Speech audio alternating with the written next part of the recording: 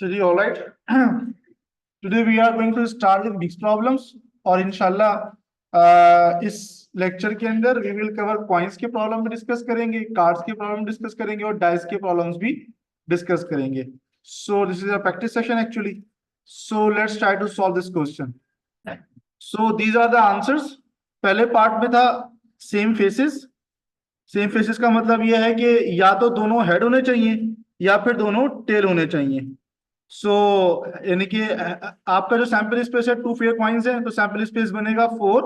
और same faces का मतलब ये कि हेड हेड वाला एक केस होगा हमारे पास और दूसरा होगा टेल टेल वाला। So they are 2 possible cases. So ये बन जाएगा 2/4 which is equivalent to 1/2। Fine. जो अगला सवाल है वो है ऑल हेड्स। ऑल हेड्स का मतलब ये है कि 4 आएगा अपॉन में और ऑल हेड्स का मतलब ये है कि हेड हेड। तो ये हमारे पास एक ही केस होता है। सो that would become 1/4। Fine.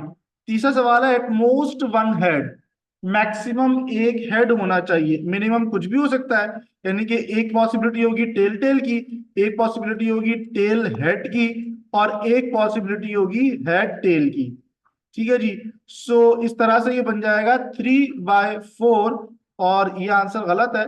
It should be 3/4। Fine. Fourth part is at least 2 tail. कम से कम 2 टेल्स होनी चाहिए।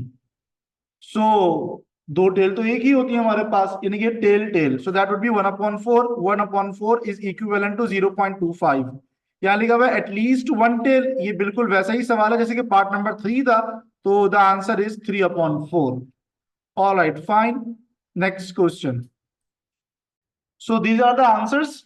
अच्छा, अब सवाल भी कहते हैं कि 2 डाइस, दो डिफरेंट कलर के डाइस हैं, एक का कलर रेड है दूसरे का कलर ग्रीन है। और इस तरह के सवाल हम लोग पिछले लेक्चर से भी कर कर आ चुके हैं कि हमने देखना ये कि जो उनके ऊपर डॉट्स लगे हुए हैं उनका सम पहले केस में 8, दूसरे केस में 10 और तीसरे केस में 12 होना चाहिए। सो 8 वाले के लिए कॉम्बिनेशन क्या क्या होंगे? 3,5, 4,4, 5,3, 2,6 and 6,2। These are the 5 possibilities. Obviously बात है कि 2 डाइस थे तो सैंपल स्पेस विल बी 36। सो पहले का जवाब हो जाएगा 5/36। Let's talk about 10। सो 10 के लिए we will be having 4,6, 5,5, 6,4। So that would become 3/36 which is equivalent to 1/12। And 12 के लिए एक ही पॉसिबिलिटी है that is 6,6। Perfect. Moving forward towards question number 3।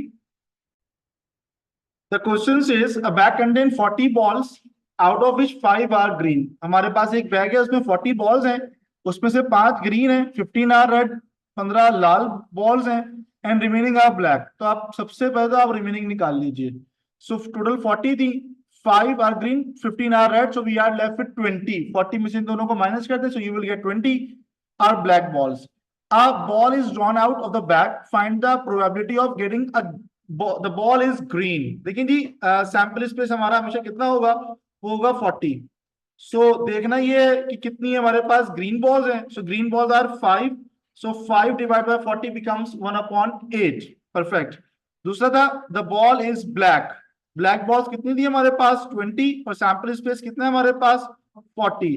So that would become 1/2। अच्छा, अब देखिए लिखा हुआ है the ball is not green.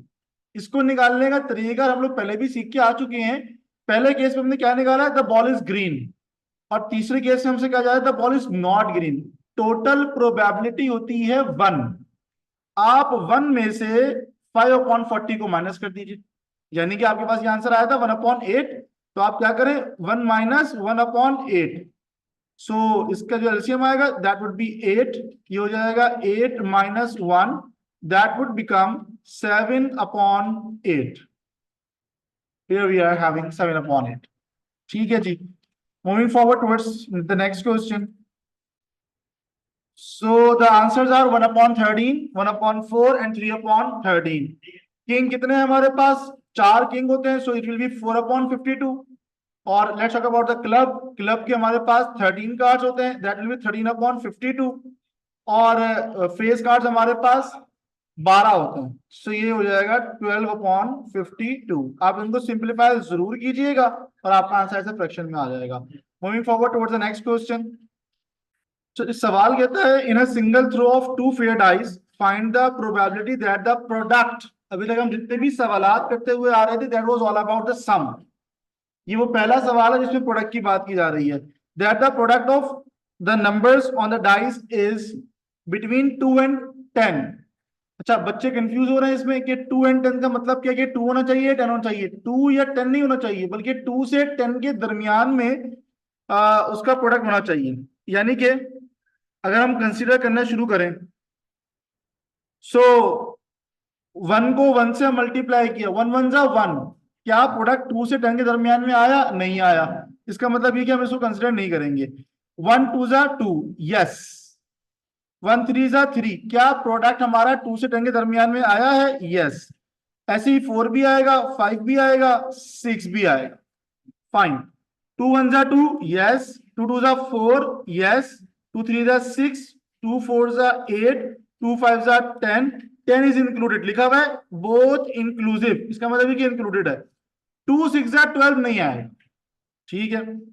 3 1 जा 3 इज इंक्लूडेड, 3 2 जा 6, 3 3 जा 9, 3 4 जा 12, 3 5 जा 15, 3 6 जा 18। ये हमारा आंसर का पार्ट नहीं होगा। 4 1 जा 4, 4 2 जा 8, 4 3 जा 12, 4 4 जा 16, 4 5 जा 20, 4 6 जा 24। ये हमारे आंसर का पार्ट नहीं होगा। 5 1 जा 5 will be a part of the answer, 5 2 जा 10 is a part of the answer. बाकी के 4 आंसर का पार्ट नहीं होंगे।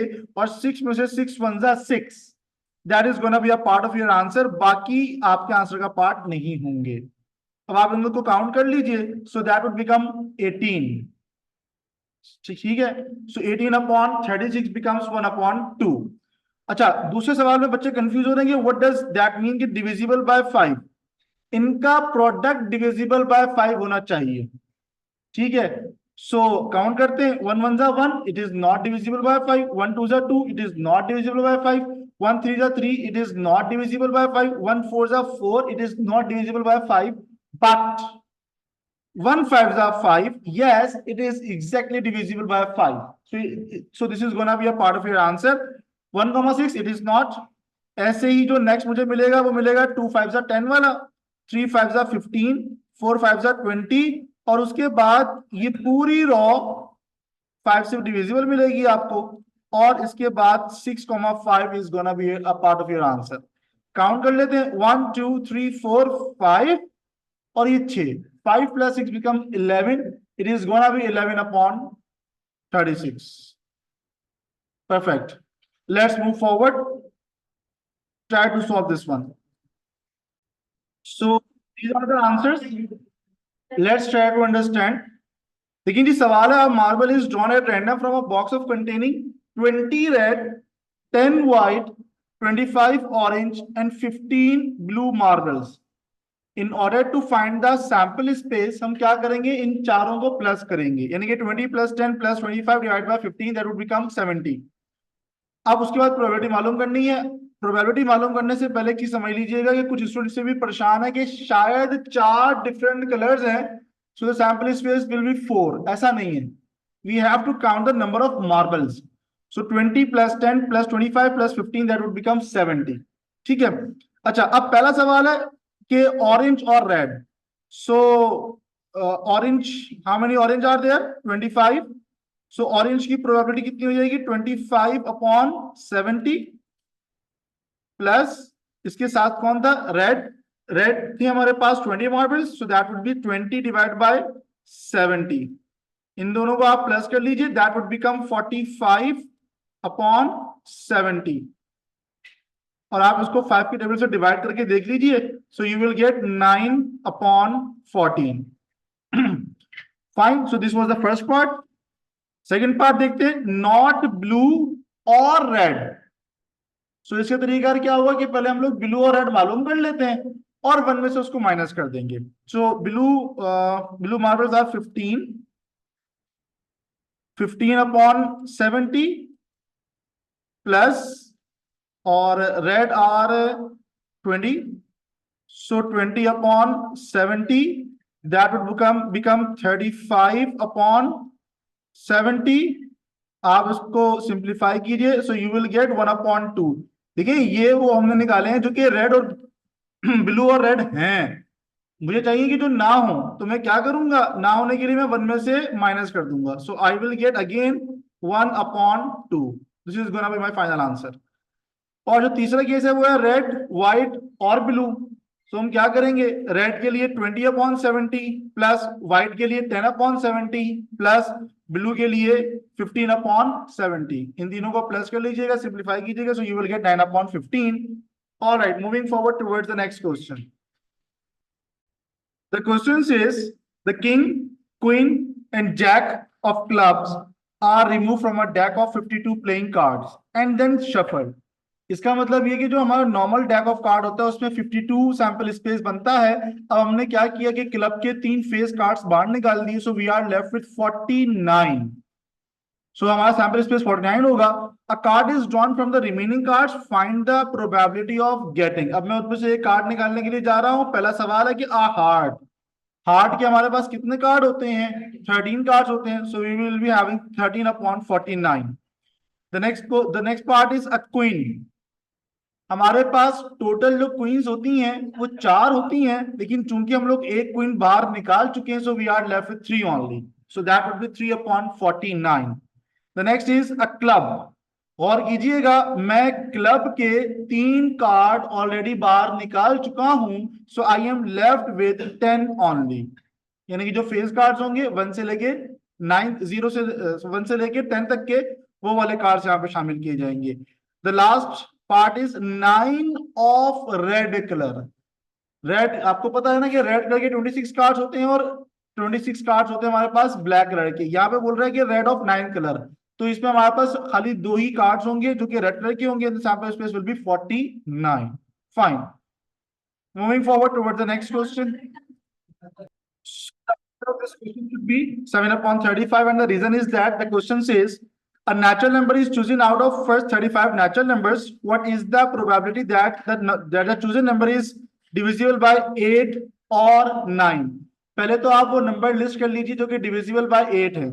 सो दैट वुड बी 8, 16, 24 और 32। ये वो नंबर्स हैं जो कि डिविजिबल बाय 8 हैं। तो अगर मैं उन नंबर्स की प्रोबेबिलिटी निकाल लूं, सो ये हो जाएगा 4/35। फाइन। दूसरी तरफ अब मुझे उन नंबर्स को लिस्ट करना है जो कि डिविजिबल है 9 से।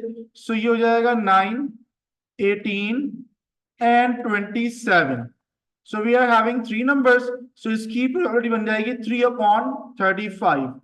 इन ऑर्डर टू फाइंड द, और मैं क्या करूंगा, इन दोनों को प्लस कर दूंगा। सो दैट वुड बी 4/35 प्लस 3/35।